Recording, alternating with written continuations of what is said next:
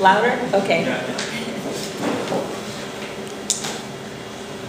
I'd like to welcome everyone for coming today. And firstly, I'd like to extend greetings to our honored monastics, friends and neighbors attending today. I will turn the mic over in just a moment. My name is Leonora Kham, and on behalf of the Buddhist Council of St. Louis, we welcome you to our socially engaged Buddhism program today.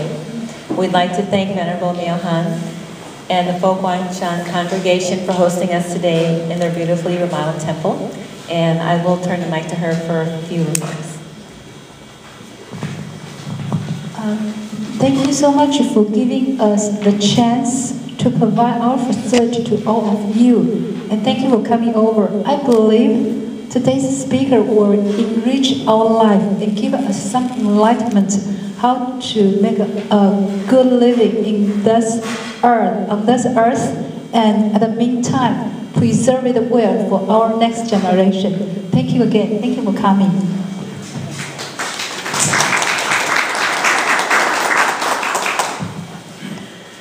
So Buddhism, to me, is a philosophy of finding the middle path. For each of us, we must find a balance of satisfying our needs and wants while avoiding greed and extravagance. Balance between helping ourselves and helping others. Balance between human growth, explosion, and species extinction. The disciple of the Buddha, Ananda, explained one aspect of avoiding waste with the thrifty economic use of robes by the monks in the following order. When new robes are received, the old robes are used as coverlets. The old coverlets as mattress covers, the old mattress covers as rugs, the old rugs as dusters, and the old tattered dusters are kneaded with clay and used to repair cracked floors and walls. Thus, nothing is wasted. Buddhism advocates a non-aggressive attitude toward nature. According to the Sigalagoda Sutta, a householder should accumulate wealth as a bee collects pollen from a flower. The bee harms neither the fragrance nor the beauty of the flower, but gathers pollen to turn it into sweet honey. Similarly, man is expected to make legitimate use of nature so that he can rise above nature and realize his innate spiritual potential. As well, Buddhism is a philosophy of compassion towards sentient beings, including ourselves, and compassion in our actions toward the environment. Compassion towards others in the name of good karma is important, but we should have compassion because of our sense of shared suffering. To be a human is to be in samsara, which is the cycle of birth, illness, and death. When we see another person, we should see ourselves in that person, knowing that we suffer together. Our sympathy towards others should spring from this. As we reflect on our own Buddha nature, we reflect on the Buddha nature of others. We will begin our program today with Dom Lupo, representing Inside Dharma. Founded in 2004 and led by Reverend Kaylin McAllister, the Inside Dharma is dedicated to bringing meditation techniques to prisoners from inside the Missouri Correction System and helping those finishing their sentences to transition back into society. Inside Dharma also routinely performs homeless outreach, most notably from the distribution of Buddha bags, which Don will go into later. He was so kind to bring us a sample of the Buddha bag today.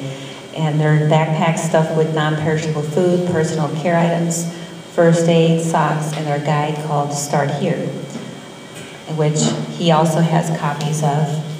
And it's a very excellent resource. Many organizations distribute this. And so the organizations and agencies in the book offer assistance to those in need. So I will hand it over to Don.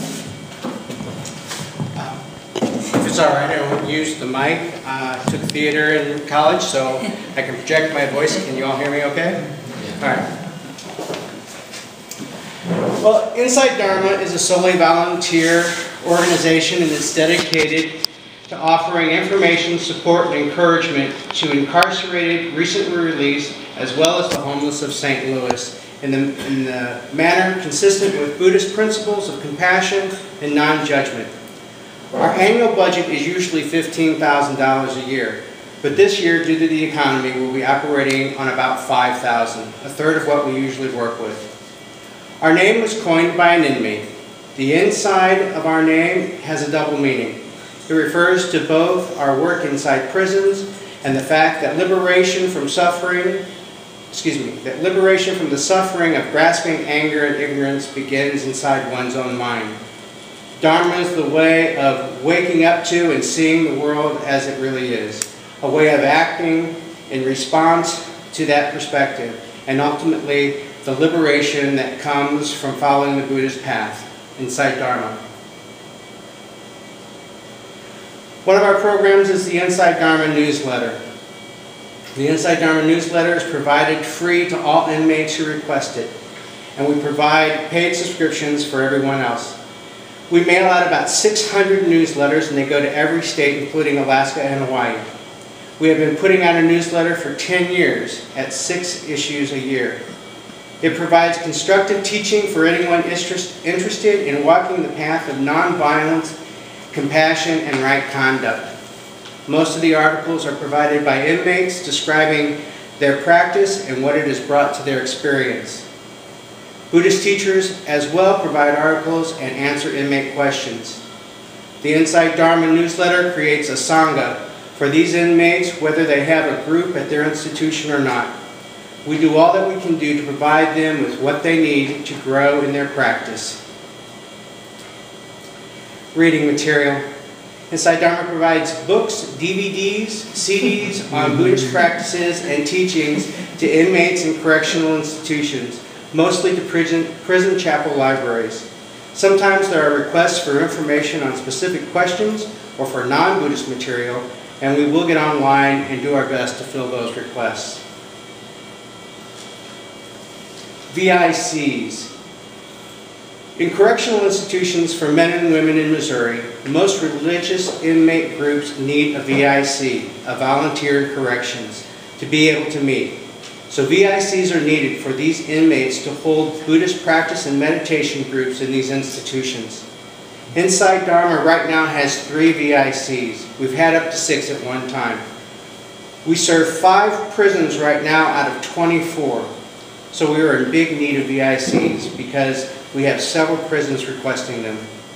It requires training, a TB test, driving your own car with your own gas and your own time to be a VIC.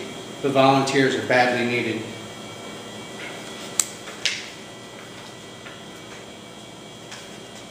Technical difficulty. Reverend Kayla McAllister, co-founder of Inside Dharma, is one of the first VICs. She is now the first non-Christian chaplain ever in the Missouri Department of Corrections. Inside Dharma publishes the Start Here STL Resource Guide. This directory gathers into one place many of the resources and services that are available throughout the metropolitan area.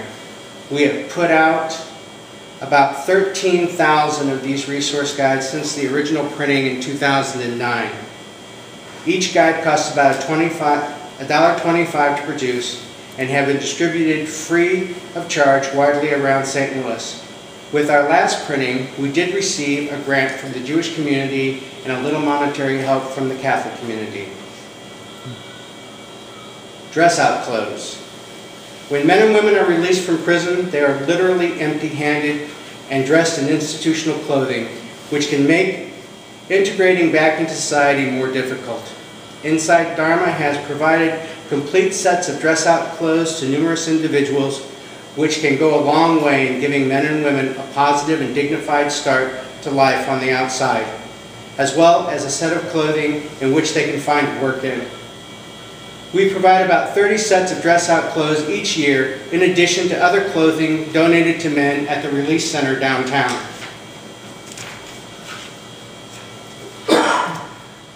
The Buddha Bag Project. The Buddha Bag Project came about out of a compassionate response for the homeless. The bags contain food, drink, first aid kits, toiletry products, a washcloth and towel, as well as a summer hat in the summertime and gloves and stocking caps in the wintertime. We gave out about 100 Buddha bags. We give out about 100 Buddha bags a year each one costing about $35 to put together. The bags are kept in the cars of Inside Dharma volunteers and are handed out when they see a need. Pen pals. Because of the overwhelming requests that we had for pen pals, Inside Dharma no longer provides pen pals directly. But we have made arrangements with the Prison Outreach Program in the San Francisco Zen Center and the Prison Outreach Program Austin Zen Center to provide pen pals for us. So when we get a request for a pen pal, we send it to them.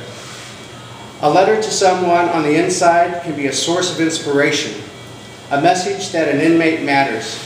It can be a priceless and irreplaceable catalyst towards positive change. Insider Art.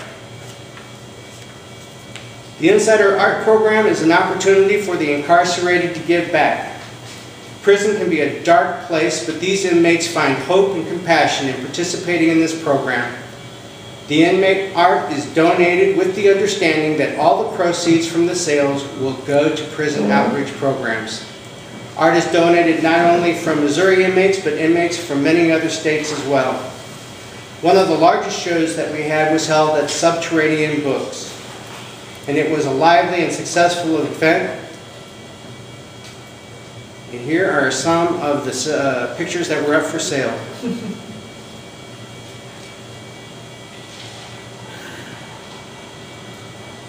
These were all done by inmates. The Dharma Wheel Project. Inside Dharma receives donations of bicycles and then has them made roadworthy.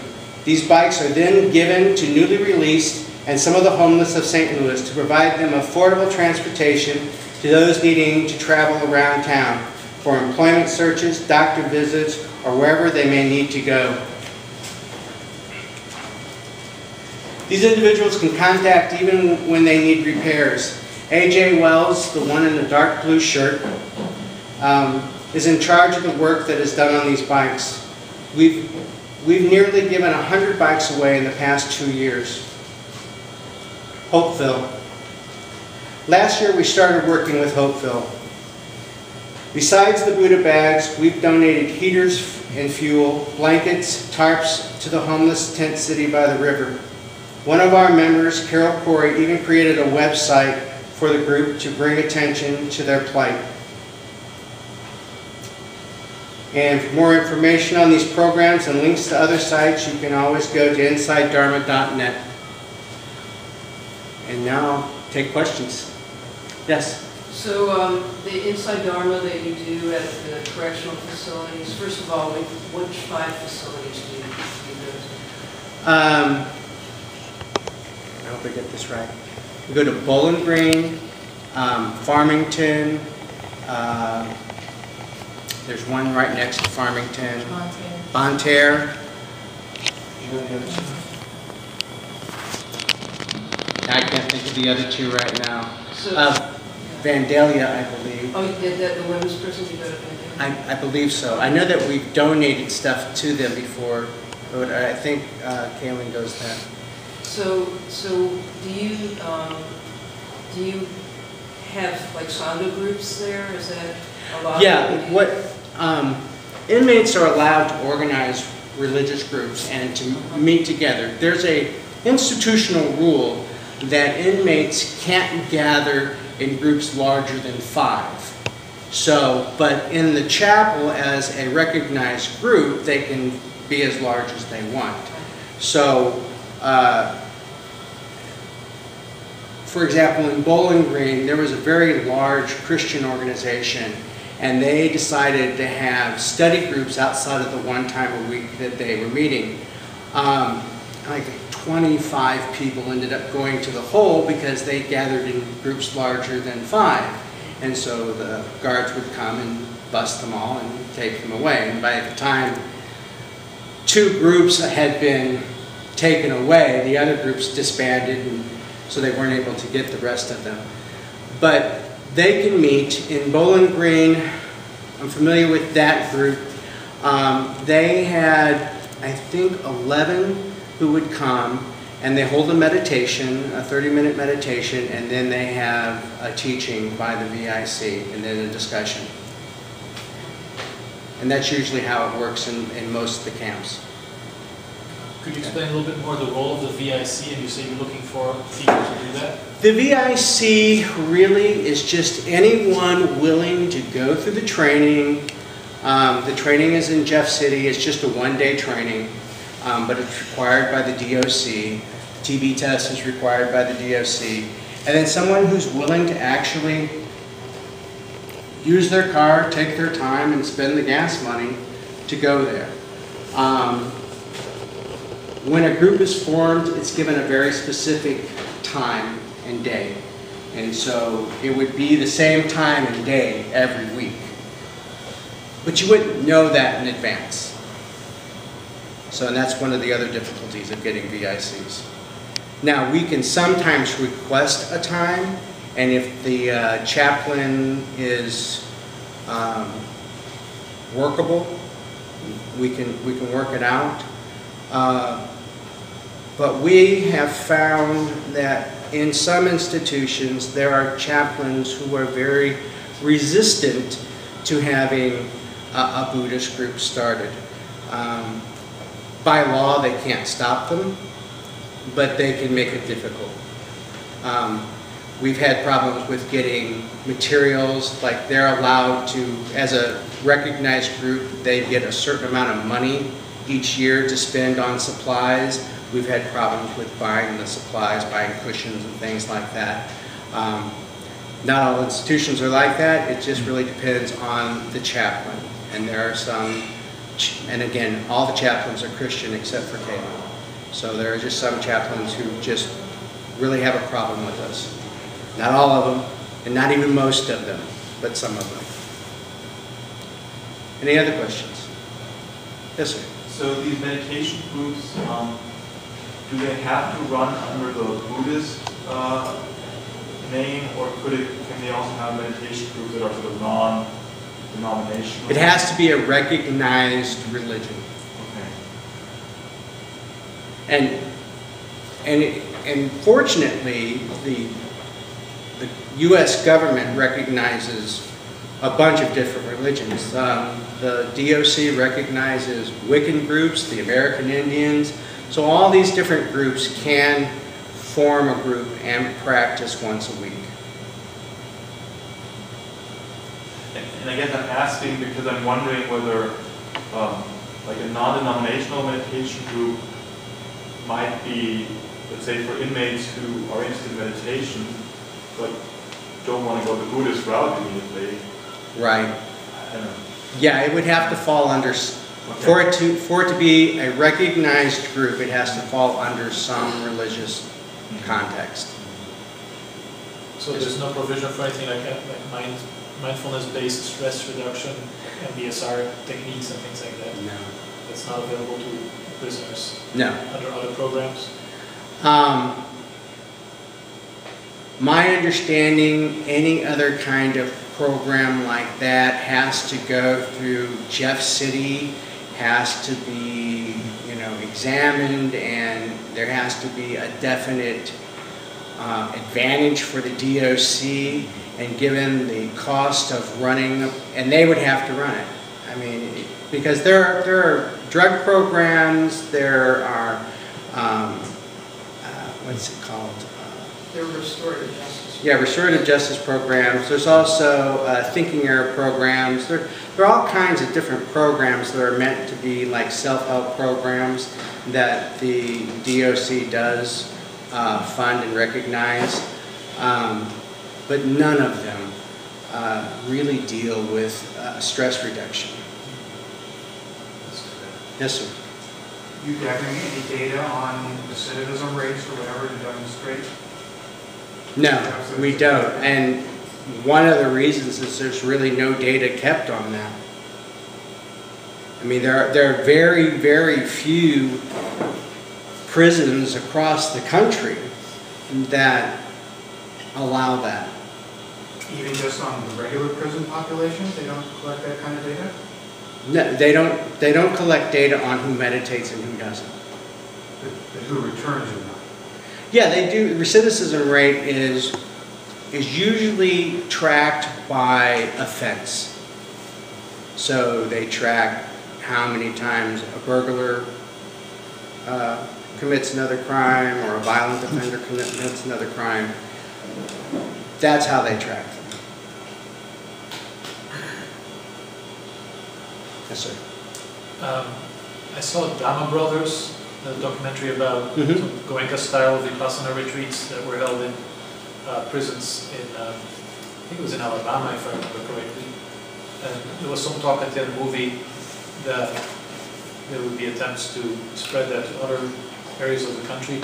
Is there any, from your perspective, is there any indication that this From what I understand, there were a group of inmates who approached, I believe it was Bowling Green, and they were turned down because it would shut down and interfere with, they had no space other than the chapel to do something like that. And so it would interfere with other people's religious practices, because they hold practices 7 days a week.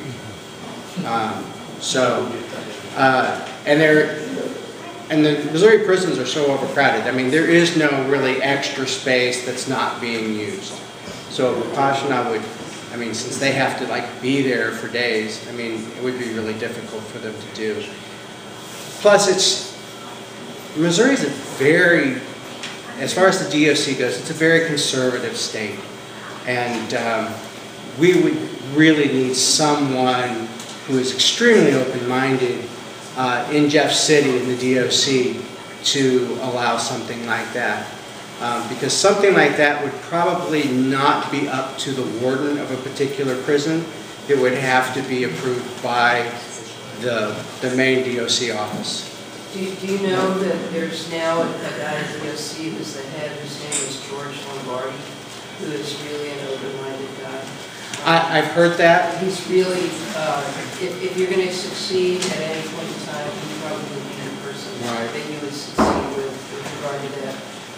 I think one of the things that we really need to focus on before we try and focus on something like that is more BICs. Yeah. To have more Buddhist, if we had more Buddhist groups in more prisons, then we could make more of an argument. You know, right now I mean, Inside Dharma has just 5 groups out of 24. And I know that Lama Chuck on the Kansas City side of the state is doing some groups. We just got a man, his name is, he's in mid-Missouri, he's in the Columbia area, named Phil Jones. We had a request for a group at the Moberly prison. And it was just too far for anyone in St. Louis to go and do once a week. So I reached out to several of the groups in Columbia, and Phil Jones has agreed to do that. Now right now he has gotten himself on the visiting list of the inmate who was trying to organize this. We've written to the inmate and told him what he needs to do as far as getting the names of the individuals interested in the group and giving it to the chaplain. So it's a process. Getting a group started is definitely a process, but Phil Jones has made the commitment to be there for that. So that's another one that we've got under our belt. But again, there are a lot more prisons. There are a lot of prisons in Missouri. Any other questions? Yes? I was interested to hear about Hopeville last year, and then I got the impression that it had been kind of disbanded, or I'm not sure. Hopeville? No, Hopeville's alive and well. Oh, good. Yeah, there are actually 3 homeless camps down there. Hopeville just being one of them. I'd like to learn more about what kind of volunteer opportunities people can plug into. It's really difficult. The people at Hopeville are very transient. Their needs are just very immediate. Yeah. And other than providing them maybe with Buddha bags and in the wintertime some heaters and some fuel, we haven't really come up with a better way of helping them. We have these resource guides, but many of the people at Hopeville have chosen to be at Hopeville. So not all of them are necessarily homeless because they have to be. There are some programs that we tried to get a couple of people into, yet and they just didn't want to follow the rules that were involved in these programs. Many of them don't want to stop drinking, they don't want to stop doing the lifestyle that they have, and so most of the social service programs that are out there require people to be clean and sober, and that's just really difficult for some of these individuals. And some of them just have really a social philosophy of just not being part of the system. So, I mean, we do what we can do, and the Buddha bags and providing them heat and blankets and things like that is the best that we can do at this point. So what would be, other than VICs, what would be your main need for volunteers in the St. Louis area?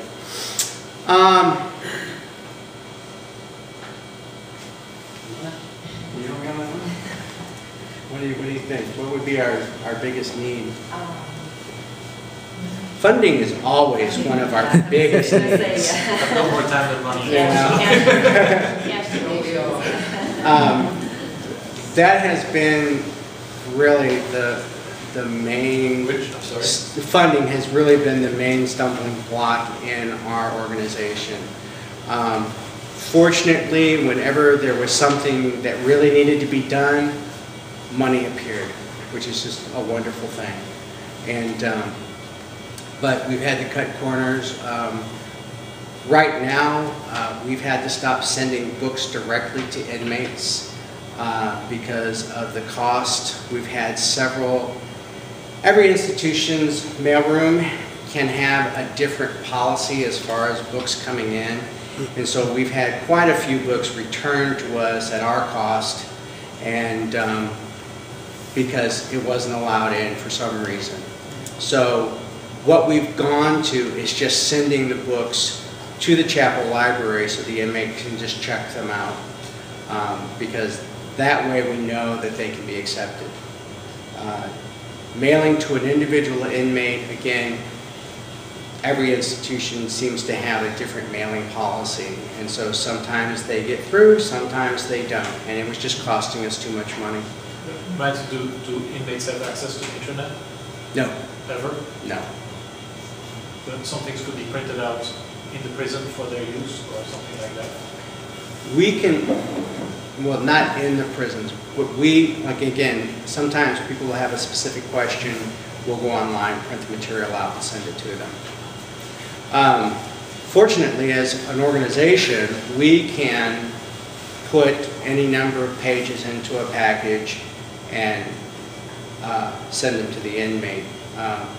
The policy in Missouri is that if an inmate receives a piece of mail, it can only have 5 pieces of whatever in it. So if you wrote a letter to someone and you had 5 pages and 3 pictures, you would have to put it in 2 envelopes. So much mail gets sent back at the inmate's expense at that point to get the mail back to whomever sent it. And then there'll be an insert in the piece of mail that's returned saying why it was rejected. If the inmate for some reason doesn't have the postage to mail it back, the letter and its contents are shredded. They're just destroyed. How big is the Hopeville? How large the community? I would